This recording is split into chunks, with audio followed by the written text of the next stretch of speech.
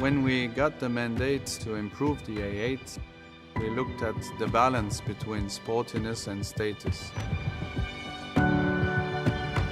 We tried to make the car to breathe more, and we gave a chest top effect to the front. So the front is really proud and very sure of itself. The single frame contour is different. The brake on the single frame is definitely a lot higher. Combined to this, we put the daytime running lamp a lot higher in relation to the single frame. We scaled up as well all the detail to catch light on the upper part of the single frame, and we made sure that we have a very nice continuity in the main volume, in the central main volume.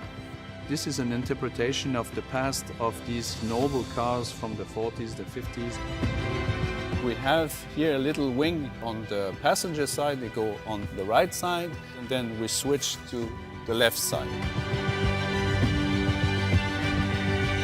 The light graphic, it gives us a very clear long-distance recognition straight away on the road by having this light band segmented.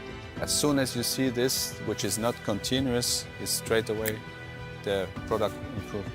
The OLED technology is offering us variants as when the customer is purchasing this car, he has the possibility to choose from different rear lamp graphics.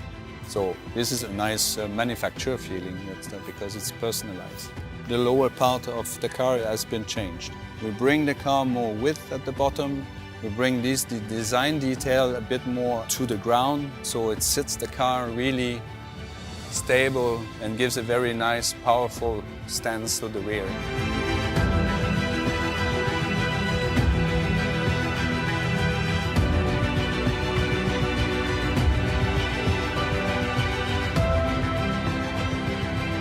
This is the most comfortable seating position that I had to experience in a car. Obviously, after a hard working day, you can enjoy the ride. You can even, if you want, continue to work in the back of this A8, but everything is there for your absolute comfort. I'm very comfortable with it.